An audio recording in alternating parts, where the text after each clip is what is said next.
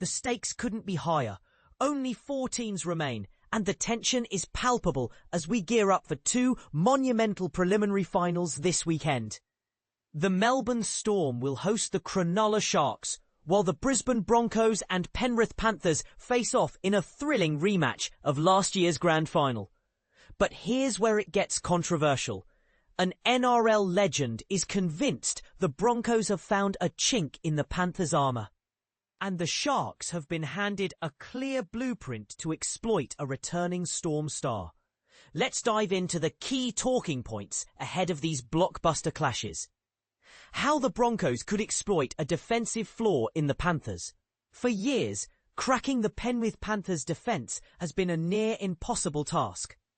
Their dominance from 2021 to 2024, including 4 premierships, was built on a rock-solid defence that ranked among the best in the league. Yet, this season has revealed cracks even in their formidable armour. While Penrith remains tough defensively, they've conceded 469 points this year, the most since 2019, the year before their incredible streak of 5 consecutive grand final appearances began.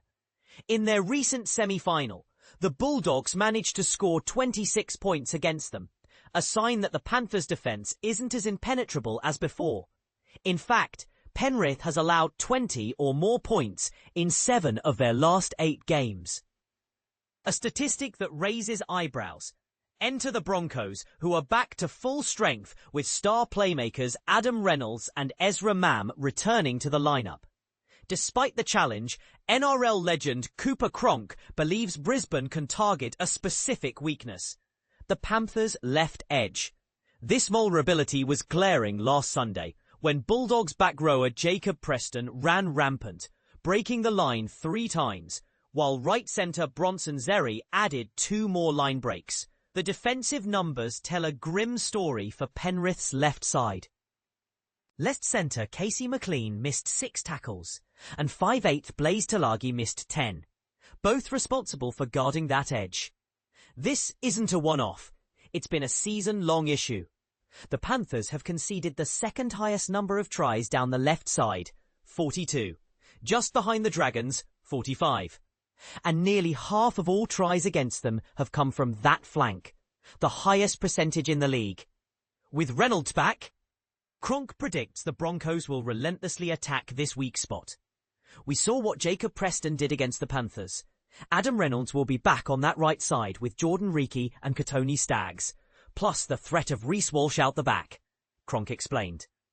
If Casey McLean was worried about Connor Tracy, he's going to be even more concerned about Reece Walsh. The Broncos need to target Penrith's left edge, and Reynolds must deliver Walsh the ball in prime positions. Against Penrith, chances are rare, so if there's an error, a repeat set or a penalty, Reynolds and Walsh have to capitalise. Why Jahrome Hughes' injury could become a tactical target. Jahrome Hughes is expected to play for the Sharks on Friday night, but his recent injury history might make him a liability. Cooper Cronk, who famously played the 2018 Grand Final with a fractured scapula, understands the risks firsthand. Back then, Cronk's injury was a secret weapon. The Melbourne Storm had no idea, and his performance was legendary.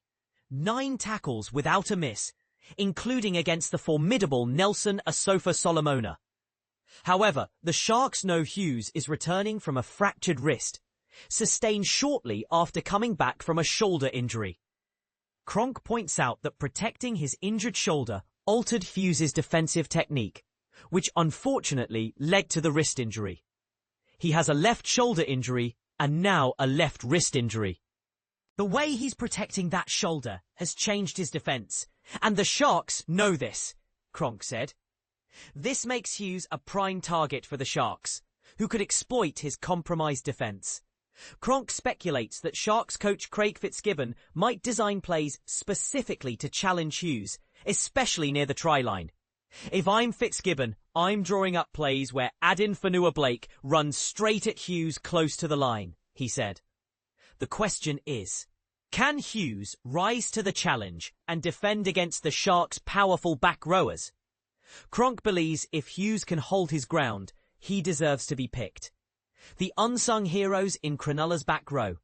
One fascinating subplot in the Sharks' finals run is the absence of one of their most explosive and expensive players, Briton Nikora, from the starting lineup.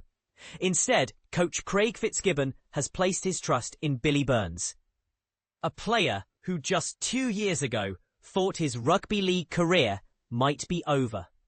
Burns' story is one of resilience. After being told there was no future for him at the Dragons in 2023, he considered leaving the sport for a mining job. But a lifeline from Fitzgibbon changed everything. Burns played only 4 NRL games last season, but has become a vital part of Cronulla's edge defence this year. His form has been so impressive that even when Nikora returned from injury, Burns retained his starting spot.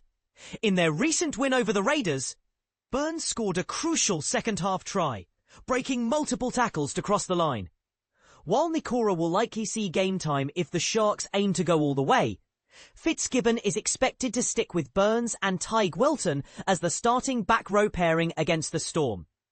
NRL great Matty Johns praised the Sharks' back row, emphasising their importance.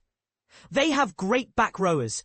I don't know any other team that relies on their back rowers more than the Sharks. The Sharks tend to drift sideways, but their back rowers constantly correct that, Johns said.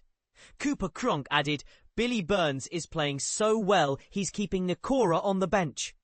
Halfback Nicho Hines echoed the sentiment, highlighting Burns' hard work and determination since joining the Sharks. He's worked incredibly hard to get here. A couple of years ago, he wasn't sure about his footy career, but he took a chance with the Sharks and it's paid off. The crucial hooker duel, Harry Grant versus Blayke Brailey. Friday night promises a heavyweight showdown between two of the NRL's best dummy halves, Melbourne Storm's Harry Grant and Sharks captain Blayke Brailey. Since a shaky start in the State of Origin opener, Grant has been in sublime form, arguably the best hooker in the league's second half of the season. Brailey, however, is right up there with him, arguably 1A. Brailey's impact goes beyond his play. His leadership has been instrumental in the Sharks' recent success. Since taking over as captain during Cam McInnes' injury, the Sharks have won all 5 games, including finals victories over the Roosters and Raiders. This match will be their toughest test yet. Interestingly, Brailey is in the running for the Dally M Hooker of the Year, especially since Grant is ineligible due to suspension. A strong performance on Friday could also boost Brailey's chances of making the Kangaroo squad for the Ashes tour to England. Cooper Cronk predicts, he's playing so well, he might be going on the Kangaroos tour. Grant is number 1, but Brailey will need to get his passport ready. Paul Crawley from foxsports.com.au is eagerly anticipating this duel. Grant has been Melbourne's main man since Origin 1. And Brailey's leadership and toughness are underrated. He's crafty, intelligent, and a man of action. What role will Ezra Mam play for the Broncos? The Broncos' returning star Ezra Mam is expected to be a game-changer in their preliminary final against the Panthers at Suncorp Stadium.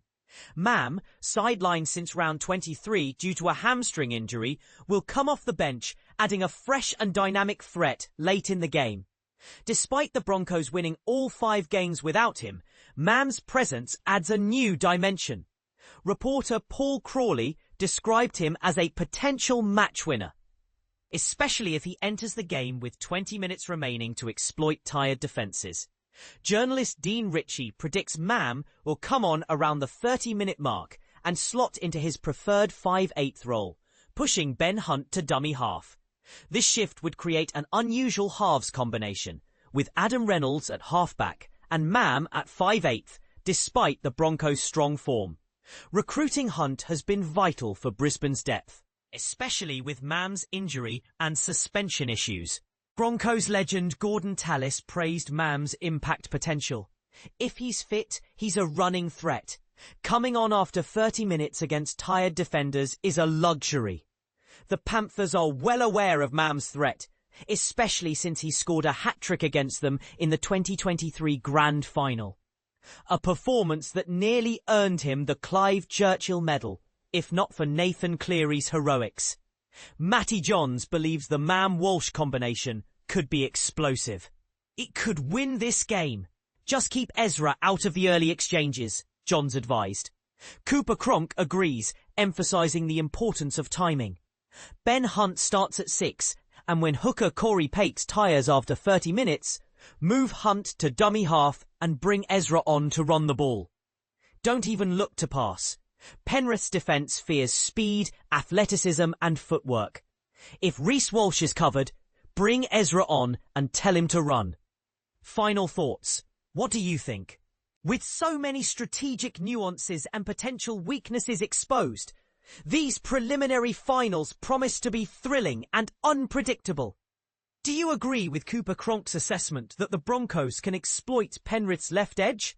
Or do you think the Panthers' experience will see them tighten up? And what about Jahrome Hughes? Should the Sharks target his injury, or is that crossing a line? The battle between Harry Grant and Blayke Brailey also raises questions about leadership and form under pressure. Who will come out on top? And finally, how much of a game changer will Ezra Mam be for the Broncos? These are the debates that make rugby league so captivating. Share your thoughts below. Do you see any other angles or potential game changers? Let's get the conversation started.